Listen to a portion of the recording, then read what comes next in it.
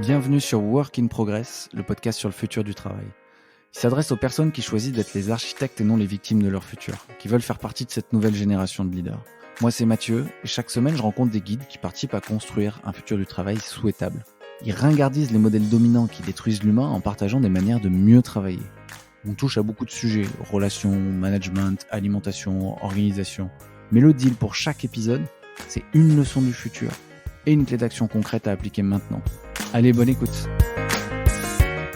Avec Enzo, on est deux sportifs, donc on n'a pas pu s'empêcher d'aborder la question de l'échec collectif en faisant le parallèle sport-entreprise. Il revient sur plusieurs clés pour transcender un échec collectif à travers les aventures de Michael Jordan chez Chicago Bulls, puis ses expériences personnelles. On parle du rôle du manager, de sa posture, du phénomène des stars dans une équipe, des cycles de performance, du temps de rebond et de la discipline. Attention les amis, avec Enzo ça ne moufte pas. Bonne écoute. Salut Enzo. Hello Mathieu. Salut, ça fait plaisir de t'avoir dans Work in Progress. Aujourd'hui, c'est le podcasteur podcasté. On va parler naturellement d'échecs en référence à ton podcast Phoenix, l'échec mention très bien. La question que je nous propose de résoudre aujourd'hui, c'est comment se relever d'un échec collectif. Et peut-être qu'on aura même quelques clés individuelles. C'est vrai qu'on a quand l'échec est collectif, en fait, il est très très dur à gérer. Ça peut détruire une équipe.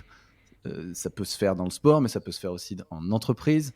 Et du coup, ça peut aussi détruire des gens. C'est d'ailleurs hyper facile dans ce cas-là de pointer les autres. C'est jamais de ma faute, c'est toujours de la faute de l'autre. Mais ça peut aussi rendre un groupe beaucoup plus fort si c'est bien géré, tu vois, au taf comme en sport. Et moi, je pense notamment moi, j'ai pas mal de références sportives, tu vois. Je pense que tout le monde connaît l'équipe de France de foot, victorieuse de la Coupe du Monde en 2018. Et on pense quelques années auparavant, où quand elle a été reprise par Didier Deschamps en 2012, elle était en perdition. Il y avait eu l'épisode de la grève en Afrique du Sud en 2010, où il y avait Domenech, Anelka qui se foutaient sur la gueule en s'envoyant des grandes insultes qui faisaient la une de l'équipe, tout le monde qui se monte du doigt, on cherchait des responsables. Et sous l'ère Deschamps, on a l'impression d'avoir davantage vu une équipe avec des individualités qui s'écrasent. Et voilà, ça me faisait penser à ça. Et ça, je pense qu'il y a des enseignements à tirer aussi en entreprise. Et toi, qui es grand sportif, tu as peut-être aussi quelques références. Mais avant tout ça, je voulais te laisser te présenter, Enzo. Yes, bah écoute, merci Matt. Belle petite intro de sujet, je pense qu'on va bien rigoler pendant la prochaine demi-heure. Donc si je me présente rapidement, donc je m'appelle Enzo Colucci, j'ai 29 ans. Comme tu l'as dit, du coup, je suis créateur du podcast Phoenix, l'échec mention très bien, depuis presque 3 ans maintenant. Donc on traite de la thématique justement du rebond, de la résilience, où j'ai interviewé plus de 50 personnes sur un tournant de leur vie. Ça peut être un divorce, un échec scolaire, ça peut être un cancer, ça peut être la faillite, ça peut être un échec entrepreneurial, enfin bref, on traite vraiment de tout. Et à côté de ça, moi, ça fait 10 ans qu'en fait, je fais de la vente dans plein de secteurs d'activité différents, et je viens de changer de taf dans une boîte que tu connais très bien, du coup, où maintenant, je viens de passer sales coach chez Iconoclast, une école de vente ultra moderne qui casse les codes, que j'adore, et donc voilà. C'est génial et à la fois trop content et à la fois déçu parce qu'on s'est raté chez Iconoclast. Moi, j'ai passé 2 ans et demi et j'y suis plus. Mais c'est une boîte de ouf avec que des gens de ouf. Donc, trop content que tu les rejoins. Iconoclast, c'est un bel avenir. Grave, trop heureux. Non, mais trop cool. Merci beaucoup, Enzo, pour cette petite présentation. Moi, je voulais entrer tout de suite dans le vif du sujet. Est-ce que tu as une histoire qui te vient en tête quand on parle d'échec collectif qui a été transcendé en histoire vécue, en sport, en entreprise? Ouais. Je vais parler d'un truc, tu as tout à l'heure parlé de foot. Moi, pour la petite info, j'ai fait 10 ans de sport à haut niveau, j'ai fait 10 ans de basket. Moi, ça a régi ma vie pendant très très longtemps, jusqu'au bac, où après j'ai décidé de faire autre chose. Donc je suis un très grand fan de basket, et je me suis dit, je vais prendre un exemple même qui parle quand même à tout le monde. C'est Michael Jordan en fait. Je veux pas que ce soit non plus trop cliché, mais il y en a qui ont peut-être regardé The Last Dance sur Netflix, qui est une série fabuleuse, 10 épisodes, monstrueuse pendant le Covid. Franchement, c'était ouf. Tu sais quoi, j'aimais pas le basket. Enfin, j'étais pas du tout basket, mais en regardant The Last Dance, je me suis mis à kiffer le basket, et surtout au-delà du sport qui est traité, la série est absolument dingue. Enfin, je recommande 1000 fois. Même Ils en sont trop n'aimant forts. pas Michael Jordan à la base, cette série The Last Dance est ouf. Mais c'est une Ah, vraie ils sont série, trop forts quoi. Netflix. Enfin, ça dépasse le sport. Super Ouais, t'as référence. ça et t'as Formula One. T'en as plein, Formula One, qui se disent oh putain, Exactement. j'aimais pas la F1, maintenant j'adore et tout. Donc bon, c'est trop drôle, mais c'est hyper intéressant ce genre de documentaire, enfin de série documentarisée. Et donc Michael Jordan, le truc à retenir, c'est que bah, il arrive un peu en tant que superstar, il galère pendant beaucoup d'années, donc il galère collectivement, c'est pas Michael Jordan, hein, les Bulls, hein, c'est une équipe de 12 personnes avec un coach, avec du staff à côté, etc. Et il se pète la gueule 2 années de suite face à la même équipe qui sont du coup l'équipe de Détroit, les Pistons de Détroit, en 88, en 89. À chaque fois, ils se font sortir des playoffs. Et les mecs l'ont mauvaise en fait. Et tu te rends compte qu'en fait, il y a beaucoup de choses, si on décortique ça, euh, qui ont changé la donne par la suite, c'est que bah, forcément Jordan était un petit peu seul à l'époque, c'était un peu le seul leader, qui tout reposait vraiment sur ses épaules, donc quand tout repose sur les épaules d'une seule et même personne, c'est très compliqué, parce que si cette personne-là craque un jour, c'est tout le groupe en fait qui en pâtit. Il y avait sans doute aussi un manque de croyance collective finalement du coup dans le groupe, et donc ce que ça amène, c'est un changement, un renouveau en fait, ce qui a fait que derrière Jordan il a gagné 3 titres d'affilée juste après ces 2 défaites. Il a fait un break, bon, pour une histoire qu'on met de côté parce que son père est mort, etc. Il est revenu, il en a regagné 3 d'affilée. Donc le mec, potentiellement, les 6 années où il a joué, à la suite, il a gagné les titres, ce qui est monumental, littéralement. Il a jamais perdu une finale. Et donc il y a eu beaucoup de changements. Il y a eu un changement de coach à ce moment-là, parce que c'est plus la bonne personne. Tu l'as dit tout à l'heure, Domenech Deschamps a cité l'exemple aussi au foot. Il a fallu changer les coachs, le coach, il a fallu changer des joueurs, il a fallu apporter des nouvelles pièces, il a fallu amener un vent, un renouveau en fait à l'équipe, pour que derrière on remodule encore une fois, on rechange les croyances et que tout le monde aille dans le même chemin en disant ok, là on repart d'une page blanche les mecs, ok on s'est bien fait péter la gueule depuis 2 ans, ok maintenant cette année c'est nous quoi. Et en fait, tout ça, tu te rends compte que bah, c'est des micro-détails. Et tu faisais une intro tout à l'heure entre l'échec collectif et l'échec individuel. En fait, tout ça, c'est très lié parce que du coup, en fait, le collectif, c'est une somme d'individus et qu'on doit tous aussi à un moment régler nos problèmes individuellement si on veut que ça serve pour le groupe. Donc, en fait, si on va aussi dans le détail, c'est que chacun a dû travailler sur lui-même pour aller dans le sens du groupe. Tu vois ce que je veux dire? Ouais, bien sûr. Tu as dit plusieurs choses intéressantes. Effectivement, ils ont apporté des nouveaux éléments, nouveaux coachs. Je crois ils vont chercher Dennis Rodman. Il me semble d'ailleurs Mhm. il joue à ce moment-là Aux Pistons. ouais, au Piston, qui les a sortis plusieurs Mhm. fois. Euh, mais du coup, ouais, je me souviens qu'au début, c'est compliqué parce que le mec est un peu incontrôlable. Et du coup, je me pose la question dans cette dynamique qui était pas bonne, dans laquelle étaient les Bulls avec Michael Jordan, qui était un peu la superstar. Il y avait énormément d'attentes autour de lui. C'est quand même, c'est quand même lui qui arrive à relever son équipe. Et pour toi, quel est le rôle du leader dans ce cas-là? Ben, j'irais même plus loin, tu vois, parce que le leader, en fait, au-dessus de lui, il y a quand même le manager. Enfin, tu vois, là, dans cette équipe, il y a le coach, en fait. Et tu vois, la différence, c'est ce mec-là qui s'appelle donc Phil Jackson. Et tu parlais de Dennis Rodman, qui est une personne un petit peu démesurée, que certaines personnes connaissent aussi. Et en fait, lui, il l'a cadré. Il a compris comment il fonctionnait. Il a compris son mindset. Il lui parlait avec le bon wording. Donc, en fait, le manager, il a aussi un rôle énorme. Il doit montrer le chemin à chacun, il doit permettre à chacun de trouver sa place en fait dans le collectif. À partir du moment où Dennis Rodman a trouvé sa place dans le collectif des Bulls, il est devenu stratosphérique, littéralement. Alors qu'au début, il était en galère parce qu'il savait pas ce qu'il devait faire. Il savait pas quel était son rôle dans l'équipe. Et si tous les rôles dans une équipe, du coup, dans une équipe, on parle au taf aussi, c'est pareil. Hein. Si tous les rôles sont bien définis, qu'il y a une bonne communication, que ce soit entre les joueurs, donc entre les collaborateurs, ou entre le manager et le collaborateur, là, tu peux être sûr qu'il peut se passer des bonnes choses. Mais ce qu'il faut, c'est que le manager, justement, prenne ses responsabilités, forcément mettre en avant, bah oui, Michael Jordan, c'est notre superstar, c'est lui, du coup, c'est à lui qu'on donne le ballon, c'est à lui qu'on fait confiance dans ces moments-là. Il faut que ce soit clair en fait pour tout le monde, il faut que ce soit accepté. Et donc il faut que le rôle du manager, la posture du manager, en fait, elle soit très forte, elle soit ancrée. Le manager, si lui il doute, l'équipe elle doute. Le jour où ton coach il y croit pas, le jour où ton manager, ton head of sales, il y croit pas, bah putain, toi c'est compliqué pour y croire du coup derrière. Et c'est pareil, tu vois. Hmm. Ce qui est intéressant aussi, c'est que dans cet exemple-là, je crois me souvenir dans la série qu'au début, il n'y a pas de y a pas de communication, quoi. Ils sont tous un peu dans leur coin. Même d'ailleurs, Michael Jordan est en conflit total, je crois, avec l'ancien manager. Ils se parlent pas. Et, Mhm. euh, et celui qui arrive rétablit une communication fluide entre tout le monde, quoi. Et, Totalement. euh, Bah, c'est la base, hein, la com, hein. Mm. C'est et l'humain, hein. ouais. Et à partir de là, il retrouve aussi de la confiance, quoi. Et, euh, et ça, est-ce qu'on peut en tirer des enseignements pour le travail, genre en entreprise, tu vois, on rêverait tous d'être comme les Bulls, tu vois, d'être une boîte avec Mhm. certains éléments, des bons, peut-être des gens plus en galère, et de se dire, bah, en fait, on va prendre cette équipe-là et on va l'amener au top, tu vois. Parce que moi, j'ai quand même l'impression Bah, que oui, là, les Bulls, en fait, l'exemple est top, mais tu te dis toujours, putain, ils avaient Michael Jordan, quoi. Et dans une boîte ou dans bien une sûr. équipe, t'as pas toujours Michael Jordan, tu vois. Totalement. Et c'est pour ça que ma dernière réponse là, c'était je mettais beaucoup plus le manager en lumière.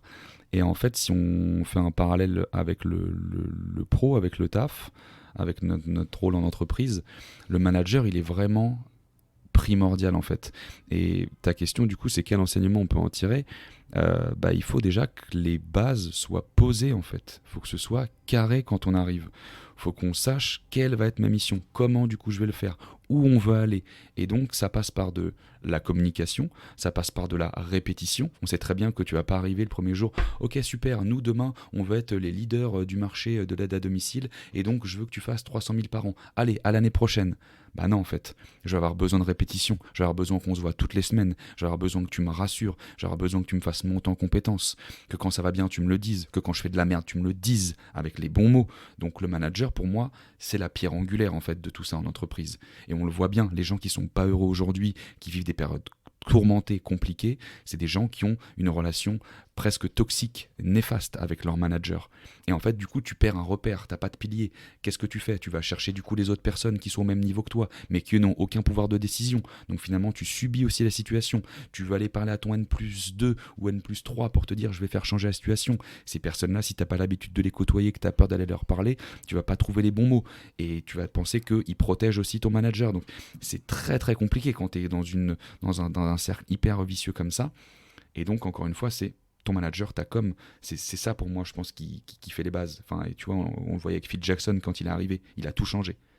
Alors que le mec, il sortait genre de nulle part, littéralement. Hmm.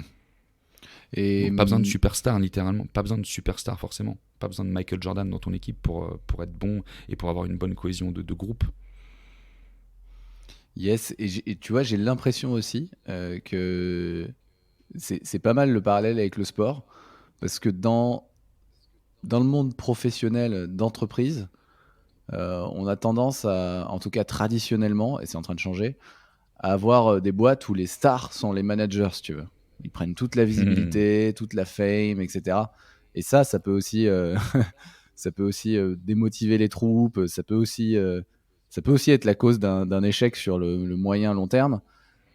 Or moi, enfin finalement, est-ce que pour se relever d'un échec ou pour en tout cas durer dans le temps, il faut pas inverser ça et se dire qu'en fait les managers doivent être aussi discrets que dans l'environnement sportif et que les stars c'est les employés, quoi, c'est les équipiers. J'ai l'impression qu'on voit de plus en plus Ouais, ça, c'est. tu sais, avec les Avengers stratégie. Enfin, il y a quelques boîtes comme Lemlist, comme Oui, Wallaxy, enfin on les il y a eu connaît, qui mettent Germinal. beaucoup. Hmm. Voilà, il y avait Germinal qui avait bien lancé ça, même si le manager, le boss, Grégoire Gambato, se montrait, enfin, Hmm. il prenait quand même beaucoup de lumière, mais j'ai l'impression qu'il y a de plus en plus de boîtes qui font passer en premier, en tout cas qui aident les équipiers à prendre la lumière, à prendre leur rôle. Et du coup, ça crée une communication plus humaine, plus sympathique. Enfin, tu vois, moi, je vais plus aller acheter du Lemlist qu'un espèce de SaaS américain où ils ont tous des têtes de John Smith en costard cravate, quoi. Enfin, Mhm. Ouais, du coup, beaucoup de trucs, parce que j'avais envie de dire pardon. des choses, et puis du coup, non, non, mais c'est ça, parce que c'est une très bonne remarque ce que tu fais. Je pense que si, c'est un peu différent si on parle vraiment de réseaux sociaux et de mise en lumière, parce que ce que tu dis, c'est très juste, il faut pas qu'il y ait une seule personne ou deux qui prennent toute la lumiire. On parlait, tu vois, de Grégoire Gambato avec Germinal, il a énormément aidé sa boîte, et Grégoire, c'est un bon gars, enfin, il y a des trucs, on fait tous des trucs mal dans la vie, des trucs bien, des trucs mal, moi, je suis personne pour juger. Je l'admire beaucoup, d'ailleurs. Mais Je le connais pas, mais de l'extérieur, ouais, ce qu'il a fait, c'est je, ouf, hein. je- je l'avais eu dans mon podcast et mec très smart. Alors oui, il a fait des conneries, mais on en a tous fait. Et puis bon, voilà, bref. Je suis pas juge et je veux pas m'éterniser sur ce sujet qui peut faire débat avec lui, mais juste en tout cas sur le point qu'il prenait beaucoup la lumière avec Germinal. Bon, bah voilà, il l'acceptait. Au début, c'était un jeu. Peut-être qu'après, il s'est un peu trop pris là-dedans. Mais il était bon. Moi, je l'ai vu dans certaines boîtes où je suis arrivé. Et en fait, tu as envie de partager cette lumière avec des gens. Donc, on parle vraiment de réseaux sociaux, là. Où tu veux que chaque personne dans chaque pôle se mette en lumière, fasse des posts. Et tu dis, OK, je prends un sales ops, je prends un sales, je prends un mec au market, je prends un mec en grosse, etc. Mais en fait, les gens, ils ont pas envie, ça se trouve. Et moi, je m'en suis Ouais. rendu compte. T'en as certains qui te disent, ah ouais, c'est trop cool. Mais quand il faut passer à l'action, ils le font pas. Donc, à un moment donné, ceux qu'on voit aussi souvent en lumière, c'est des gens qui osent et c'est des gens qui passent à l'action. Mm. Donc, je mettrai un petit bémol là-dessus, même si je suis d'accord avec toi qu'à un moment donné, il faut partager la lumière, et parce que sinon aussi, c'est néfaste pour la boîte. S'il n'y en a qu'une seule personne, ça veut dire que ta boîte, elle dépend que d'une personne. Et je pense que ça, c'est pas bon à terme. Mais Mm. pour répondre aussi à l'autre question avant sur ce qu'on peut en tirer, c'est que euh, chaque personne doit être responsable d'elle-même, en fait. Et ça, c'est important, tu vois, dans un groupe. Et moi, c'est pour ça que j'adore faire le parallèle avec le sport. Non seulement je fais de la vente, mais j'ai fait 10 ans de sport. J'ai fait 10 ans de sport, 10 ans de vente. Je me rends compte en te le disant maintenant. Et en fait, tout est corrélé pour moi. En entreprise, ça m'a apporté des valeurs et des choses incommensurables que j'aurais peut-être pas vu si j'avais pas fait de sport. Donc, je fais souvent des parallèles avec, même si ça prend avec des pincettes certaines fois. Mais en tout cas, moi, ce que je vois, c'est que la faute, elle vient pas que d'une seule personne quand c'est un échec collectif, c'est un groupe en tant que tel, mais si on veut s'en sortir, il faut que chacun prenne ses putains de responsabilités et fasse les choses pour lui, pour aller dans le sens du groupe. C'est ce que je disais au tout début quand j'ai un petit peu introduit ou quand je parlais d'échecs collectifs et d'individuels. C'est qu'à un moment donné, il faut que chacun se rappelle quel est son rôle, quelle est sa mission, ok, qu'est-ce qu'il peut apporter en plus, mais qu'est-ce qu'il doit faire, quelle remise en question il doit amener aujourd'hui pour faire mieux en fait. Et pas juste être là à pleurnicher et se plaindre, ah c'est la merde, ah ça va pas. Ou sinon dans ce cas-là, bah pars en fait. Tu feras pas partie du coup peut-être du vent de renouveau de cette équipe ou donc, du coup de cette boîte. Et c'est très bien, tu vois, genre les Bulls, bah voilà, il y a des gens qui sont partis, alors ils se sont fait virer, c'est pas eux qui choisissent de partir en NBA, mais c'est voilà, c'est that's life quoi. Puis il y a eu des nouveaux derrière. Si tu te sens pas, ne reste pas. Ça va être néfaste et pour toi et pour la boîte. Ouais. Ouais, complètement. Et si on passe sur la partie individuelle, j'avais quand même une petite question, parce que là, on est sur on est sur le parallèle avec le sport. Et tu vois, Excuse-moi, c'est mon téléphone qui parle. Ah, pas de problème. Désolé s'il y a du bruit. Non, t'inquiète. C'est la vie, tu vois. Je le fais parler. C'est la vie qui continue, tu vois. Et Ah ouais, je le fais parler tous les matins et tous les soirs. la vie ne s'arrête pas pendant le podcast. Non, c'est cool, on coupera pas, ça fait partie du truc. Le, Très drôle. le Enzo est quelqu'un de très très sollicité, c'est pour ça. Là, il est 9h, il va falloir boucler. Mais non, j'avais simplement. En fait, moi, je pourrais parler des heures parce que là, en plus, on parle. Moi aussi, j'ai fait beaucoup de sport, du hockey sur glace, du ski. Et aujourd'hui, je cours pas mal. Et tu vois, je sais que c'est des vagues. Il y a des vagues de physique et de confiance. C'est-à-dire, j'ai fait un trail de 50 km là, le week-end dernier. En ce moment, je me suis mis un peu à la course en montagne, j'adore. Et j'ai vécu entre le 30 et le 40e le pire moment, quoi. J'avais des vertiges. Enfin, je me disais, putain, j'arrivais plus à calculer. Je savais plus combien de temps il me restait. Enfin, c'était vraiment un moment où je mettais un pas devant l'autre. Et tu vois, ce moment, il est arrivé alors qu'il y avait eu mon meilleur moment juste avant. J'ai fait une montée où j'ai éclaté tout le monde, etc. Et après, c'est revenu, tu vois. C'est ça qui est où je me disais, mais là, je vais jamais finir. Enfin, ou alors je vais finir en rampant. Et entre le 40 et le 50e, je me suis remis à courir et j'avais des bonnes sensations à nouveau, tu vois, et j'étais lucide à nouveau. Et il y a des espèces de cycles et Mec, la vie, c'est des cycles. qui sont impossibles, tu vois, il faut les accepter, ils sont impossibles à éviter.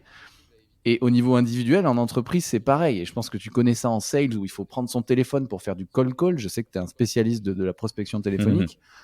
Putain, il y a des jours où ça va pas, il y a des jours où ça va. Et moi, je voulais savoir un peu si tu avais déjà vécu des situations de gros down ou de gros échecs au niveau perso et comment tu fais pour t'en relever, tu vois, parce que ça aussi, ça peut tirer une équipe vers le bas quand t'es down, quoi. Alors, plein de choses. Totalement d'accord avec toi sur le côté la vie, c'est des cycles en fait. La vie, c'est des cycles, c'est pour ça que je retombe sur les mêmes mots. Je vais citer Orelsan. mais c'est tellement vrai.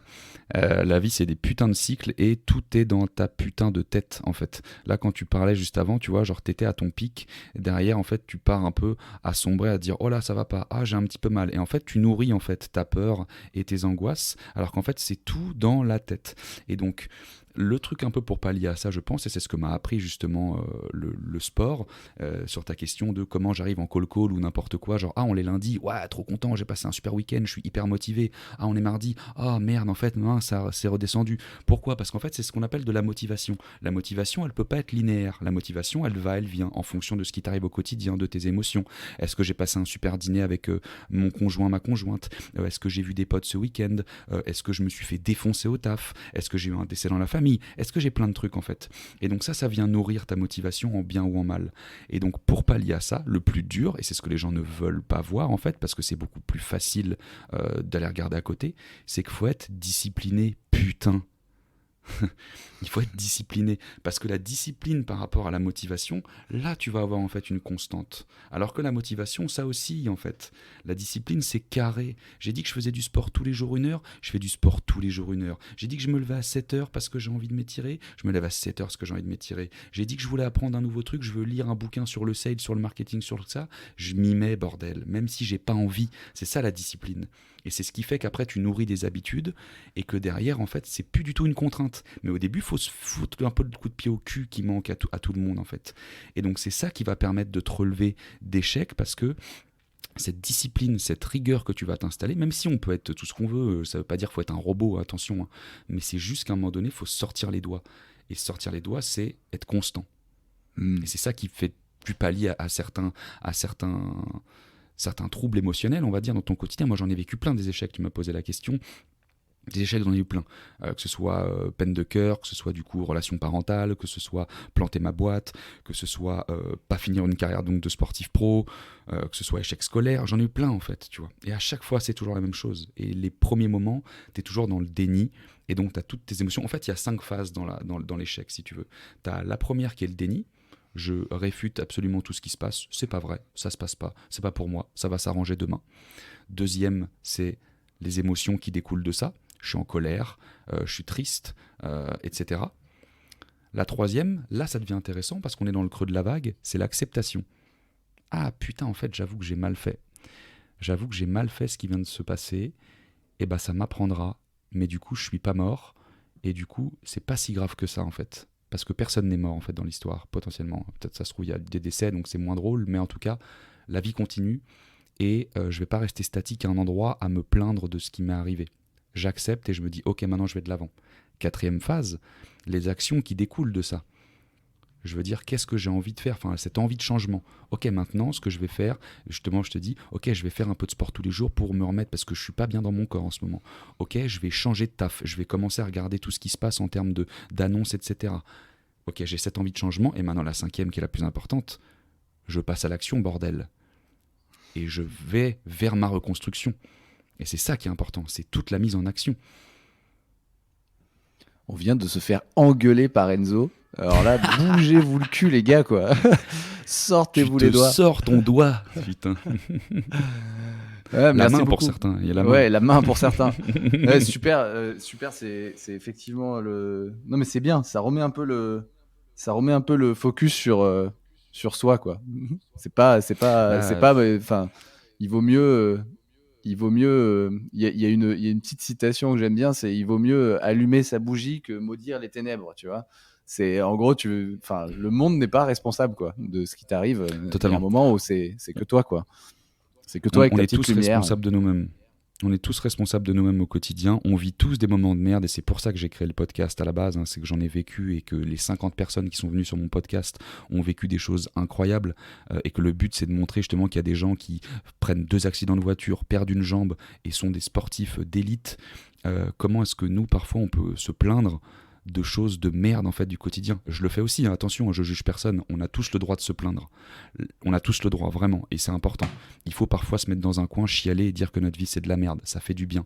Ce qu'il faut, et c'est ce que je suis en train de dire là, c'est que il faut pas rester dans cette situation. Il faut vite se remettre en mouvement le plus tôt possible en fait. Parce qu'après derrière, ça va chercher une notion en échec qui est le temps du rebond. Et ça, le temps du rebond, il est plus ou moins long chez les personnes, justement. Est-ce que tu as une force de caractère déjà très importante à la base, et donc je me laisse pas abattre, et tout de suite je rebondis, je vais faire autre chose, ok, j'accepte le truc, et en fait, le cycle dont je viens de parler, il est beaucoup plus rapide, et des gens qui sont beaucoup plus sensibles, et pour qui ça peut prendre du temps. Donc en fait, pareil, il n'y a pas de compétition dans l'échec, il n'y a pas de graduation, en fait. S'il y en a qui prennent 6 mois, il y en a qui prennent 6 mois, s'il y en a qui prennent 6 jours, ils prennent 6 jours. Il n'y a pas de compétition.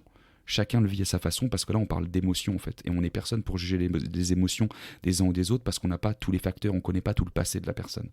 Donc juste accepter que ça se passe pas bien, chialer un bon coup, et tout de suite relever la tête et aller de l'avant, et commencer à faire des petits trucs. Le temps du rebond, c'est deux variables. C'est de la patience, super dur à avoir aujourd'hui, et du mouvement.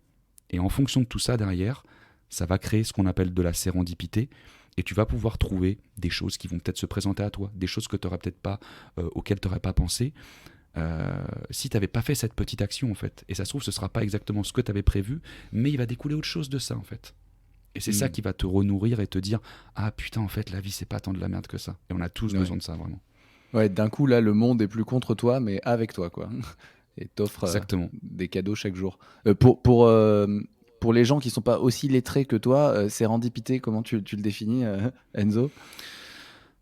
De la sérendipité, si tu veux, justement, c'est le fait d'avoir plusieurs actions qui parfois sont un petit peu insoupçonnées, qui vont en nourrir d'autres. C'est un petit peu, si je vulgarise, enfin moi en tout cas c'est ma façon de le voir, c'est un peu un effet boule de neige, tu vois, sur des choses que tu mesures pas, que tu contrôles peut-être pas forcément, mais qui vont venir à toi. C'est comme ça que tu vas créer en fait des opportunités. De la sérendipité, c'est naturel, tu vois, là on se parle, ça se trouve, bah, quelqu'un va écouter le podcast, va me contacter, on va rentrer en contact, ça se trouve, on se fera un café, ça se trouve, je lui donnerai un autre conseil sur autre chose, et tout ça va changer. C'est aussi tout ça la sérendipité. Ça se trouve, c'est Michael Jordan qui va te contacter, mec.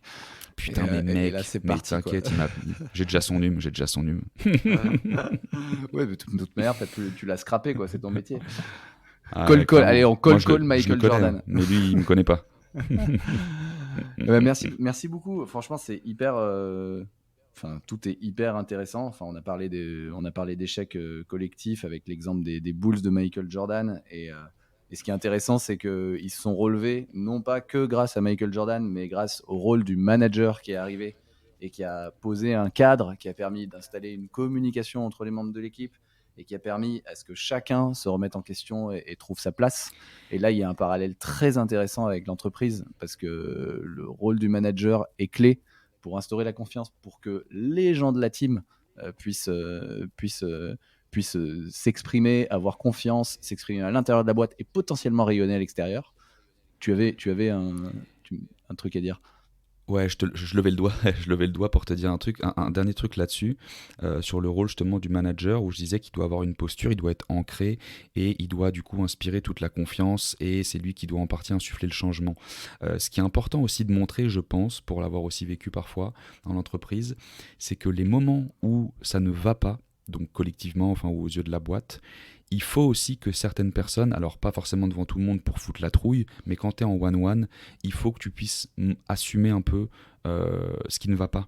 Montrer aussi les faiblesses, tes faiblesses, montrer aussi tes doutes, tout en rassurant. Mais la posture du manager, pour moi, elle est importante. Pourquoi ? Parce qu'en fait, ça crée du lien, ça crée de l'authenticité, et tu te dis pas, ok, mais lui, en fait, il se met des œillères, il veut à tout prix que ça se passe bien, et je comprends pas parce que moi, ça va pas, et lui, il fait semblant. Et donc, du coup, il y a un décalage. Et donc, il faut aussi que parfois, et donc, c'est tout le paradoxe, c'est ça, c'est là-dessus que je voulais finir. C'est un paradoxe, mais en même temps, la vie, c'est pas simple, sinon, ce serait, voilà, tu vois, on réussirait tous parfait, et tout est une question d'équilibre. Donc, il faut jauger entre la puissance, la confiance que doit amener le manager pour que tout le monde reste centré et sache où on va désormais, et le côté ok les mecs, je suis aussi comme vous, je flippe, ok ouais ça allait pas bien, en revanche j'y crois, en revanche je sais comment on va faire ça du coup, ok là jusqu'à présent pareil j'étais dans le doute comme vous, et oui ça va pas, ok maintenant on est d'accord là-dessus, par contre maintenant voilà comment on va y aller, et on va y aller ensemble du coup, et ça je pense c'est hyper important. Merci beaucoup d'ajouter ça, et ça fait le lien d'ailleurs avec en fait, c'est le pouvoir de la vulnérabilité, et ça faisait le lien aussi avec, quand tu parlais d'échecs individuels, de se mettre en place une discipline pour accélérer son temps de rebond et faire en sorte que je passe par toutes les phases, déni, colère, acceptation, envie d'action et action beaucoup plus rapidement. Il peut y avoir une discipline aussi à mettre en place en entreprise par le manager, dès maintenant, quand ça va bien, de se mettre la discipline, par exemple, de faire des one-one et de demander comment ça va toutes les semaines. Et quand ça va bien, c'est génial. Mais le jour où ça va pas, il y a cet espace de vulnérabilité qui existe déjà. C'est une sorte de discipline qui peut aider aussi à énormément accélérer le jour où ça va pas, la libération de la parole, la communication, la confiance et le temps de rebond collectif. Ça fait un super lien. Ça permet aussi de Totalement d'accord. se responsabiliser tous les jours sur son état et aussi la conscience de l'état des gens autour de nous, puisque tout le monde a une vie avec des choses qui arrivent imprévues. Ouais. On va terminer par quelques petites questions pour la mention, Enzo. La référence à ton podcast, Phoenix. L'échec mention, très bien. On va voir si tu as la mention. Vas-y, je suis chaud. Putain. Les 3 premières, tu les connais. C'est quoi pour toi les 3 vertus que tu veux voir chez les gens dans ton équipe? Dans mon équipe, ce que je veux voir, du coup, c'est de l'optimisme. Je pense que ça, c'est important de voir des gens souriants, qui sont contents d'être là, qui sont solaires, qui transmettent de l'énergie. Moi, je me nourris beaucoup des autres et avoir des gens comme ça dans l'équipe, ça n'a pas de prix. Avoir des gens résilients. On parle de ça du coup depuis tout à l'heure, mais je pense que c'est important. Des gens qui, face à l'adversité, vont aussi pouvoir se dresser et mettre en place des actions et ne pas juste subir. Et je dirais des gens, on en a parlé, tu vois, sur la discipline, mais je dirais la constance. Je dirais des gens qui arrivent à être constants justement dans leur effort, pas constants forcément, donc constants dans leurs résultats, c'est assez. Mais je veux juste pas dire, ils ont juste tout le temps, ils atteignent leurs objectifs, c'est bateau. C'est juste être constant dans l'effort, arriver à être régulier, arriver justement à avoir cette discipline qui va finalement entraîner aussi tout le groupe derrière. Voilà les 3. Top, merci beaucoup. Qu'est-ce qui t'a marqué dans ta vie professionnelle et que tu aimerais partager? Qu'est-ce qui m'a marqué En bien, hein, j'espère. Ouais, forcément, du coup, en bien. Je veux dire, je suis tellement un connard, j'ai eu tellement de vie que maintenant je suis en train de choisir mes expériences parce qu'elles m'ont tout tellement apporté en fait dans ma vie à des moments charnières. Mais j'irais peut-être un peu à la base parce que ça a été l'élément déclencheur. Ça a été quand j'étais en Suisse, c'était un des plus gros échecs de ma vie, hein, quand je suis parti après le bac faire HEC Lausanne et que j'ai arrêté.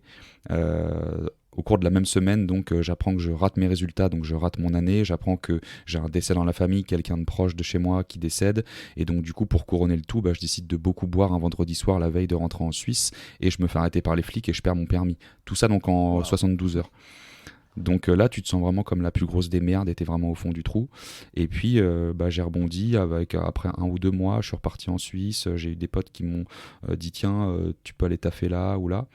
Et j'ai bossé donc dans la levée de fonds pour ONG. Je faisais du fundraising, donc j'arrêtais les gens dans la rue.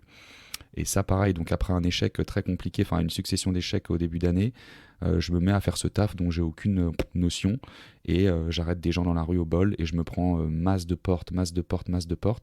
Et encore une fois, je suis hyper bien entouré. J'ai une équipe incroyable, j'ai un manager trop stylé qui me manifeste sa confiance dès le 2e jour en me disant je vais te garder, alors que normalement tu te fais tège au bout de 3 jours si tu fais pas de contrat dans la journée.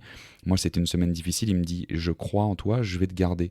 Il m'a dit ça, la semaine d'après j'ai éclaté les objets et je suis devenu meilleur dialogueur de Suisse au bout de 3 semaines en fait. Wow. De toute la Suisse. On appelait ça un dialogueur. Je faisais 8 contrats par jour avec des gens dans la rue, j'en ai fait 19 un jour à la gare. Genre tellement je kiffais ce que je faisais, j'étais avec des belles personnes, alors que je pars de 0 à la base. Il paraît d'ailleurs que le record de 19 n'a jamais été battu, Enzo. Tu es toujours détenteur du record de Suisse. Je crois qu'il y en a un qui a fait 20. Je crois qu'il y en a un qui a fait 20, bordel. Merci beaucoup pour ce non, mais voilà, super drôle. Super partage authentique. Enfin, c'est incroyable. Meilleur dialogueur de Suisse, quoi. Et c'est drôle, quand tu dis ça, ça veut rien dire. Ouais, mais c'est excellent. Enfin, moi j'apprends des trucs. Je savais pas du tout qu'on appelait ça un dialogueur. Et effectivement, c'est super difficile. J'ai déjà tracté dans la rue. Moi, j'ai pas du tout battu des records, mec. Je me prenais des portes et c'était horrible. Et en plus, il faisait froid. Là, tu tractes pas. Hein. Là, t'arrêtes les gens, tu leur demandes leur carte de crédit et tu leur fais signer un contrat dans la rue avec leur numéro de carte de crédit. Ah non, mais toi, c'était le level au-dessus, quoi. Et mec, ça a lancé ma carrière de sales, littéralement. Mais ouais, ça a lancé. Mais ouais, quelque part, c'est encore plus dur que le cold call, quoi. C'est le porte-à-porte. Enfin, c'est même plus dur que le porte-à-porte. Mais une fois que tu as fait ça, c'est vrai que le reste paraît moins dur. Tout est drôle après. Tout est drôle. Ouais, se prendre des portes en cold call, bon, t'es chez toi, c'est bon, tu les as pas vus. Non, mais c'est vrai. De ouf. Ça m'amène à la troisième question. Tu disais que tu avais eu plusieurs vies. Quel est ton prochain objectif pro? Quelle est ta prochaine vie pro? Qui peut être à court, moyen ou long terme. Hein. Je viens d'arriver chez Iconoclast là, du coup, depuis début septembre. Donc, mon prochain objectif, il est forcément du coup d'aider les prochaines promotions d'étudiants du coup qui passeront par Iconoclast à trouver leur voie, à les faire monter en compétences de la meilleure façon qui soit pour qu'ils trouvent un taf et que ce soit des top performers à la sortie. Et deux, aider Iconoclast aussi à avoir un nom sur la sphère B2B entreprise, où je suis aussi beaucoup venu pour ça, et donc des trucs que je faisais déjà moi à côté depuis un an en indépendant, mais les aider aussi à développer toute la notoriété autour de la formation en entreprise, qui moi me passionne aussi. Donc au plus global, j'ai envie de dire continuer en fait d'inspirer, en tout cas d'aider les gens au plus possible, lié forcément du coup à la vente. Peut-être plus tard ce sera autre chose, peut-être plus tard ce sera peut-être autour de la vie au global et pas que de la vente, parce que du coup ça ramènera un peu aussi tout cet aspect échec que j'ai aussi envie de traiter. Donc là pareil, un autre objectif, c'est que je suis en train d'écrire un livre sur l'échec, parce que j'ai une maison d'édition qui m'a signé là début d'année pour écrire un bouquin sur l'échec. À chaque fois que j'en parle, j'ai les miquettes littéralement, mais je suis très heureux d'avoir ce projet là. Donc tu l'as annoncé? Je m'y colle sérieusement. J'ai annoncé un peu trop d'ailleurs, j'aurais dû fermer ma gueule, mais oui, du coup il y a un bouquin à écrire, donc c'est trop stylé en fait, je suis trop content, mais c'est des beaux objectifs. Ouais. C'est pas un, mais toujours plusieurs objectifs avec Enzo, sinon c'est pas drôle. Sinon on se fait chier. Dernière question pour la mention, qui est-ce que tu recommanderais sur Work in Progress? Est-ce que tu penses à quelqu'un qui pourrait venir inspirer les gens sur ce podcast? Ah l'enculé, qu'est-ce qu'elle est dure cette question. Ils ont choisi un, les autres ils vont faire la gueule. Putain. Ouais, tu peux en donner deux ou trois. Qui je peux te donner du coup? Pour parler de quel sujet en gros? Parce que ça... Du futur du travail. Du futur du travail. Donc des gens qui ont trouvé des... Enfin, qui sont peut-être un peu en avance, ou enfin j'aime pas dire ça, il n'y a pas de notion d'avance et de retard, mais qui travaillent aujourd'hui dans l'entreprise au niveau individuel ou collectif, c'est surtout le collectif qui est intéressant, avec des clés... Ils doivent être en entreprise. Avec des clés différentes. Non, ils peuvent bosser à leur compte. Tu vois, il y a plein de sujets, on peut aller des sujets très pro, organisation, type de management, leadership, etc. Mais on peut aussi aller sur des sujets sociétaux. Hein. Moi, j'aimerais bien rencontrer quelqu'un qui défend la semaine de 4 jours. J'aimerais bien rencontrer quelqu'un qui défend le revenu universel. Enfin, ça pose des questions sociétales, tu vois. La semaine de 4 jours, en fait, le jour restant, qu'est-ce que t'en fais, tu vois, pour la société. Donc, ça peut être très large, mais globalement, c'est sur le futur du travail, quoi. Je pense à une nana, parce que du coup, en plus, on vient de sortir le dernier épisode de mon podcast et c'est elle que j'avais choisi pour venir du coup m'interviewer. Et elle est vraiment top. Elle a une vision justement du travail, alors qui est pas trop du coup la hustle culture comme parfois moi je peux pousser au cul, mais je tempère parce que j'adore ce qu'elle fait et je sais qu'elle a vraiment raison sur tout ce qui est slow living. Et elle s'appelle Manon Tournant. Et elle a un podcast aussi qui s'appelle L'Ascenseur émotionnel, qui est top, mais vraiment top. Et elle est hyper intéressante et elle parle super bien. Elle a une vision très saine en tout cas du travail aujourd'hui. Elle est à son compte, elle a bossé pendant très longtemps, elle a managé beaucoup de personnes, mais aujourd'hui elle a une vision je dirais saine pour les gens. Donc ce sera intéressant que tu lui parles à mon avis. Super. Mais je vais aller écouter l'épisode que vous avez enregistré ensemble surtout. Tu vas kiffer. Ok. Bon, parfait. Merci beaucoup Enzo. Qu'est-ce qu'on peut faire pour te trouver, te suivre, te contacter? Qu'est-ce que je peux dire à Michael Jordan s'il veut te joindre? Qui me rajoute sur LinkedIn comme tout le monde déjà. Ouais. Non, je pense LinkedIn c'est le plus simple parce que les mails parfois c'est galère, le téléphone ça vient dans un second temps, mais déjà LinkedIn, que les gens me rajoutent, n'hésite pas à m'écrire. Parfois j'ai un peu de retard, là on est retour de vacances, je sais que j'ai plein de messages en retard sur LinkedIn, il faut que je réponde, mais je réponds toujours à tout le monde sans exception. Parfois, ça peut prendre 2 semaines, mais je sais que je réponds tout le temps. Donc, c'est que les gens n'hésitent pas s'ils veulent. Bon, bah les gars, si vous voulez prendre une soufflante par Enzo qui va vous dire sortez-vous les doigts, vous pouvez lui envoyer un petit message sur LinkedIn, il vous répondra. Vous prendrez la soufflante peut-être dans 2 semaines, mais vous l'aurez quoi. Super, bah merci beaucoup. On va faire des sonneries pour les réveils le matin. Tu te réveilles à la voix d'Enzo, tu sais. Allez, sors-toi les doigts. Le fou. On termine sur ces belles paroles. Merci beaucoup. C'était trop cool, Enzo. Matt. Ouais, trop cool également. Merci pour tout ce que tu as apporté. C'est hyper riche. Passe une Avec bonne grand journée et je te dis à très bientôt. Salut. Toi aussi. À très vite, Matt. Ciao, ciao. Merci d'avoir écouté jusqu'au bout. Je suis très preneur de vos retours sur cet épisode. Je réponds à 100% des messages. Je les transmets même à l'invité du jour quand le feedback peut lui être utile et ça fait aussi toujours plaisir. Donc vous pouvez me contacter sur LinkedIn en tapant Mathieu Bernard avec un seul T à Mathieu ou par mail à mathieu@inprogress.pro. Et si l'épisode vous a plu, vous pouvez faire 3 choses. Première chose, abonnez-vous pour recevoir les épisodes suivants. Deuxième chose, partagez cet épisode à une personne autour de vous à qui ça pourrait être utile. Et troisième chose, mettez une note de 5 étoiles sur le podcast pour faire plaisir aux algorithmes, le faire ressortir dans les classements et surtout le faire découvrir à plus de monde. Merci beaucoup, je vous laisse passer à l'action et à très vite sur Work in Progress.